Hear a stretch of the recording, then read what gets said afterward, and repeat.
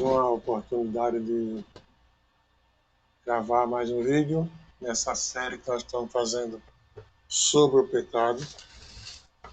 Nosso primeiro vídeo tratou do assunto referente à causa do pecado, né? O porquê do pecado, a origem do pecado. No segundo vídeo, nós tratamos do assunto que era consequência do pecado, que é a consequência do erro, né? E esse terceiro vídeo é sobre o juízo. É onde nós vamos ver o que Deus vai determinando para os personagens. Então, eu gostaria, como já falei das outras vezes, que, se possível, vocês acompanhassem os vídeos até o final, porque ele é uma sequência, não é uma pregação, mas é um vídeo, não é um problema doutrinário, é um vídeo didático, né? Sistema de aula. E se você não assistir todo o vídeo, você fica sem uma conclusão daquilo que foi iniciado.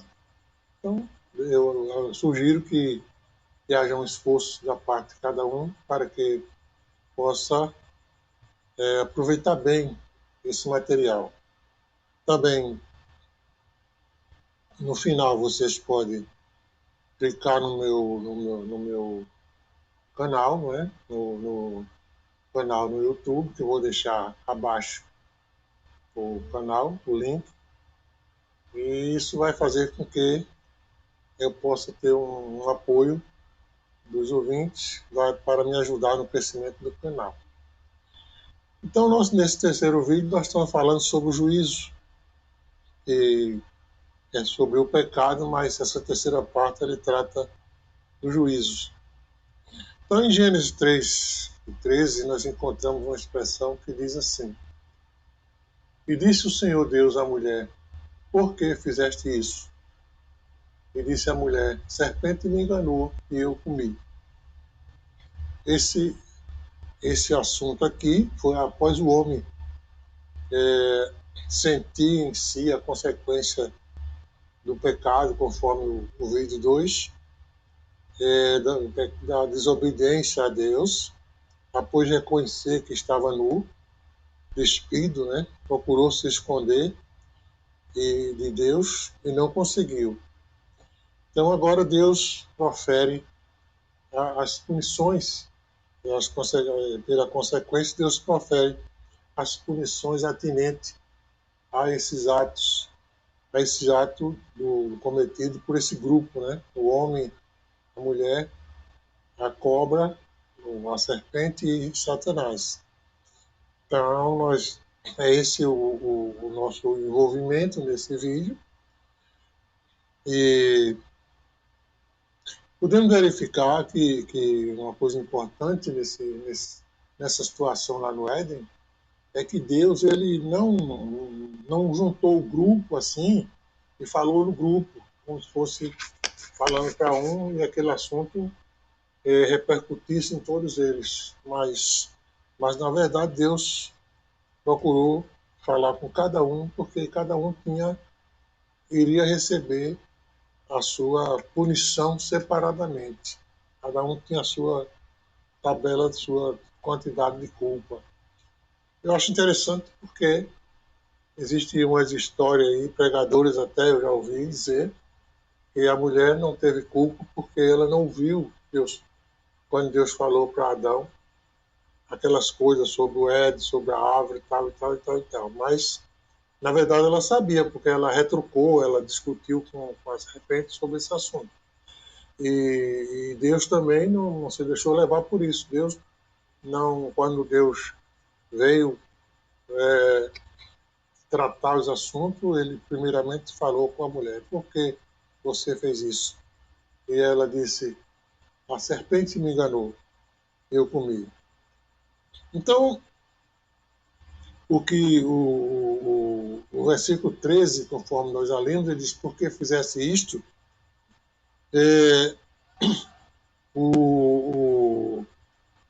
a serpente me enganou e eu comi. Então, nós verificamos aqui que Deus não tem o pecador por inocente.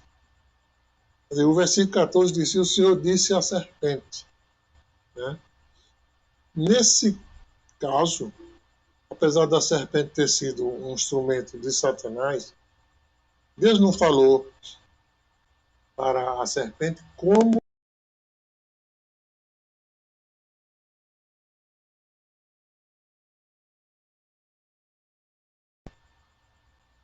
realmente uma serpente. Então, não foi para a serpente Satanás, ou foi para a serpente, o animal. Então Deus falou para a serpente como animal. Então disse Deus: maldito serás, maldito quer dizer amaldiçoado, condenado, e andarás sobre o teu ventre, se arrastando pelo solo, né? Comerás pó, quer dizer, a poeira da terra. E então, veja que com certeza, nós podemos dizer com certeza, apesar da distância, né, que está desse assunto do Ed para nós, mas nós podemos dizer com certeza pelas palavras de Deus que aquela serpente não andava se arrastando, não comia pó, e se ela, essa condição que ela tem hoje de ficar com aquela língua de fora, cheirando pó e tal, e se arrastando, aquilo foi em consequência do seu, do, da sua parte no erro. Ela se deixou, não sei como é que ela podia negar, mas que ela foi um instrumento para o inimigo. Então, quando Deus diz que maldito serás entre os animais, né, a maldição entre os animais, ele está dizendo que é para a serpente animal, não é para a serpente Satanás. Então, aqui entendemos que quem serve a Deus, mesmo que aquela serpente, não sei se ela podia deixar de servir ou não, mas para quem serve de instrumento para o mal, torna-se inimigo de Deus e torna-se digno de castigo. Então, aquela serpente, ela foi um instrumento para o inimigo e tornou-se com isso inimigo de Deus e recebeu o seu castigo. O versículo 15 diz assim: porém inimizade entre ti e a mulher, entre a tua semente e a sua semente. Então agora veja aqui, porém inimizade entre ti e a mulher. Agora sim, agora Deus está falando não mais para aquela serpente como animal. Ele está falando agora para Satanás. Então ele diz, porém inimizade entre ti e a mulher. Aquele amor que a serpente tentou fazer entre a mulher e a serpente, Deus disse, você aqui não vai ter isso, vai ter inimizade entre a serpente e a mulher. Né? E ele está agora falando diretamente para Satanás. Então, esta semente que ele diz aqui, por inimizade entre ti e a mulher, versículo 15, entre a tua semente e a sua semente. Veja que ele trata de duas sementes. Estas sementes, o que são essas sementes? Essas sementes são a semente do mal, que é a semente, aquela raiz que Satanás vai influenciar para o mal a partir dali, e a semente da mulher, que seria a semente da promessa. Então, essas sementes, isso aqui é a base da promessa, da profecia de Deus, de que o varão, como semente da mulher, ele esmagaria a cabeça da serpente. Então nós temos nós vamos ver aqui em Gálatas, capítulo 4, Gálatas 4 e 4, ele diz assim: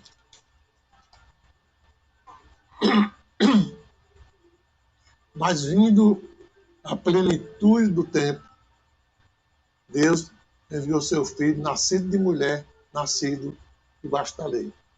Então, aqui, já muitos e muitos anos depois, essa profecia se cumpre em Jesus, quando ele diz, cumprindo-se a plenitude dos tempos, chegando aquele tempo em que Deus disse, a semente da mulher, essa te esmagará a cabeça, tu lhe ferirás o calcanhar, chegando à plenitude dos tempos, essa semente apareceria nascida de mulher, porque ela seria uma semente da mulher.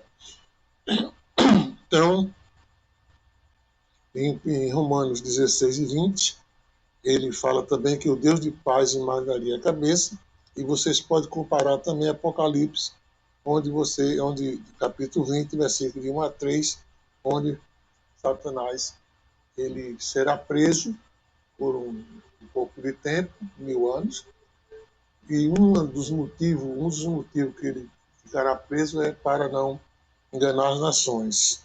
Então veja que o Senhor Deus ele falou para a serpente como um animal, dizendo que ela se comeria do pó, o seu castigo, se arrastaria pelo chão e teria inimizade entre ela e a mulher. Não seria um animal, seria o pior dos animais ali do campo.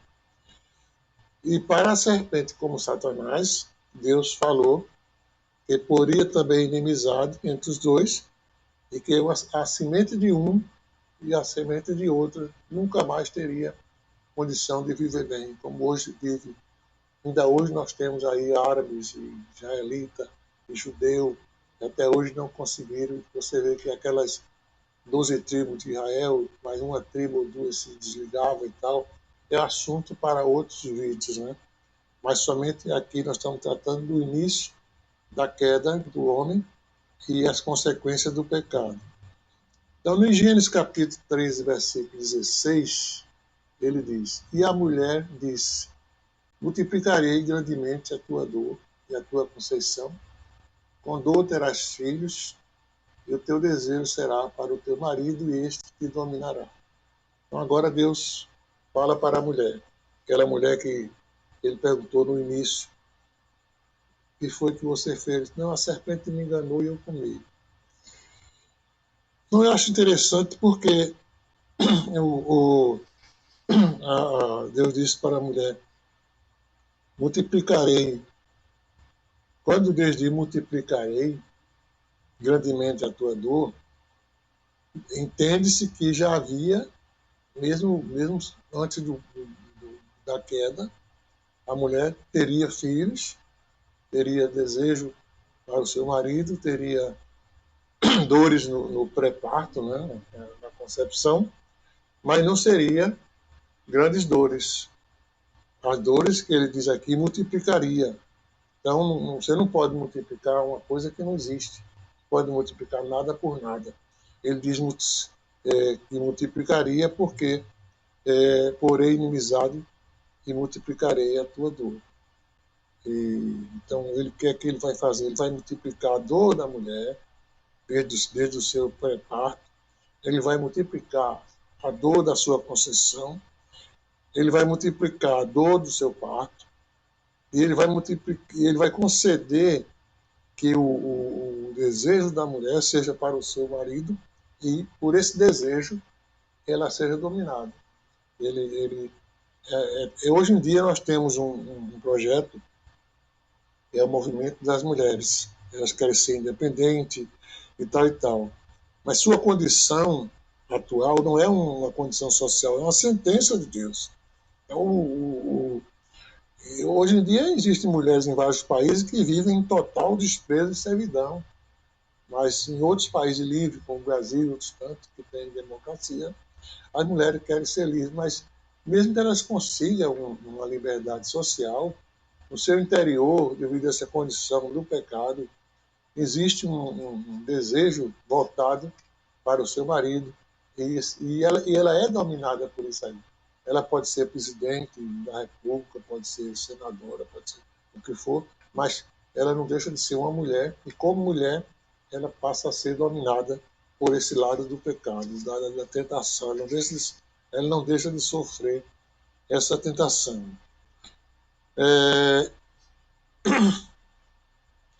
Então, No versículo em Gênesis 3,17, então nós encontramos Deus dizendo: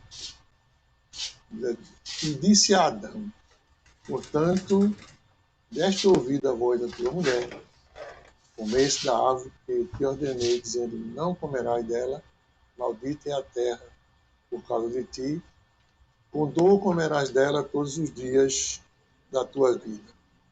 Então veja que agora Deus se volta para o homem e diz, já que você, em sua desobediência, comeu através da... deu ouvido, ele poderia não ter dado ouvido à mulher, mas ele deu ouvido, e quando ele deu ouvido, ele passou a ser também o responsável maior pelas ações.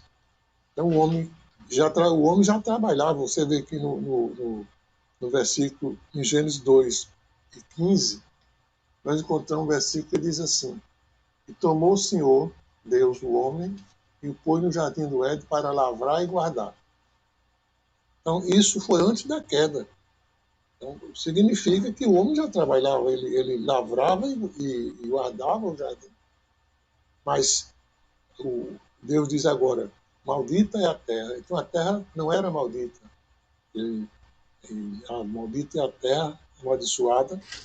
O homem passou a desfrutar da terra com dores, e a terra passou a produzir espinhos e cardos. O que é cardos? Cardos é uma planta que coloca muito espinho. Aqui no norte nós chamamos de cacto. É uma planta que dá muito no sertão. Porque a bicha é tão ruim que quanto menos água, mais ela cresce. É terrível. E espinho ela tem demais. Então, a terra não produzia isso. Mas após a queda, no versículo 17 diz assim, diz que maldita é a terra e não comerás dela facilmente, e maldito será por tua causa. E com dores comerás dela todos os dias da tua vida. É difícil, porque se a terra todo talvez o nosso maior alimento seja produzido da terra, né? Nossa maior quantidade de alimento seja produzido da terra, feijão, verdura, tal, só boi, galinhas, carne que não se produz na terra. Assim mesmo ainda tem carne de soja, né? Mas a maioria vem do nosso alimento. Então nós encontramos interessante que essa terra também Deus prometeu que ela se libertaria. Você vai encontrar isso em Romanos 8:19-23 e em Gênesis 15:11-9. Você vai encontrar esses versículos, 11, capítulo 11, versículo 9. Então, vocês quiserem ler, você vai encontrar essa promessa da libertação da terra. A maioria, como eu ia dizendo, dos nossos alimentos vem da terra. Isso torna-se difícil e maldito ao homem pelo seu erro. Tornou-se difícil, né? Eu acredito que quando Deus deixou o homem para lavrar e guardar a terra, ela não tem esses espinhos, não era maldita, mas agora ela passou a ser maldita, amaldiçoada. Você planta, ela não dá. Você espera a chuva, ela não vem. Você molha a terra, ela seca de novo. Você planta uma semente, ela morre, porque ela está debaixo da maldição do próprio homem. Então, em Gênesis 3:19, diz assim, do suor do teu rosto comerás o teu pão, até que se torne a terra que dela foste tomado. Porquanto és pó e em pó te tornarás. Do suor do teu rosto, disse Deus, comerás o teu pão, até que voltes à terra. Voltes à terra. Porque dela foste tomado, és pó e em pó te tornarás. Então nós acreditamos que o homem foi feito sem a sentença de morte. Ele não foi feito assim, para morrer. Ele não tinha a eternidade garantida, mas ele tinha uma árvore da vida que Deus disse: comerás dessa. Então ele comia daquela árvore da vida e ele tinha vida enquanto estivesse comendo daquela árvore. É uma árvore que ele não é que ele comesse uma vez e vivesse eternamente, mas enquanto ele estivesse debaixo da obediência, comendo daquela árvore direitinho, ele estaria garantindo a sua vida. E, e então, o que é que nós vemos? Que a árvore da vida lhe garantiria a continuidade de viver. Não era, como eu disse, comer a vida, a árvore e viver eternamente, mas a constante alimentação lhe garantiria a vida. E quando no versículo 9 diz: voltarás ao pó, como uma condenação, isso limita a vida humana. E Deus diz assim: voltarás ao pó, e do pó foste tomado. Então agora Deus coloca um limite na vida do homem.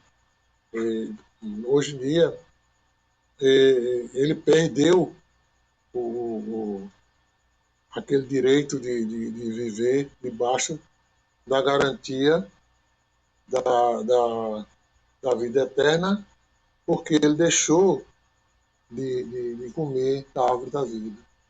Então, com a morte que Deus providenciou para o homem, pelo seu pecado, ele diz que os seus dias serão limitados, né?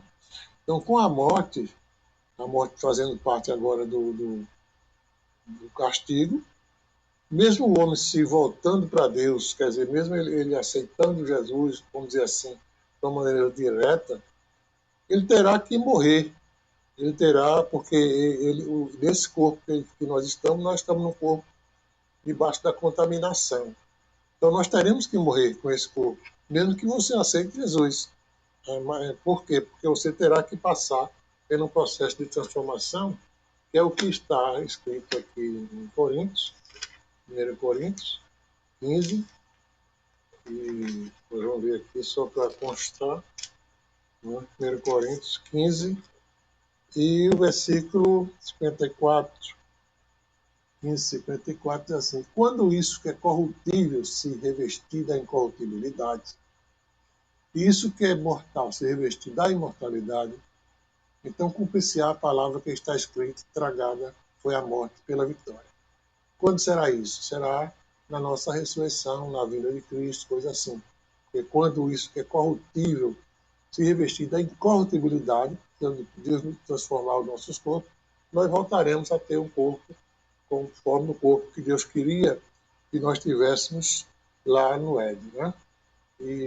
Mas devido à queda do pecado, é interessante nós saber, porque eu sempre tenho dito no final dos meus vídeos, que o conhecimento da consequência e do juízo do pecado é que leva a nós poder colocar como base para nossas pregações. Você não pode fazer pregação, estudo e tal, sobre pecado, sobre salvação, se você não tiver um conhecimento da origem e como foi.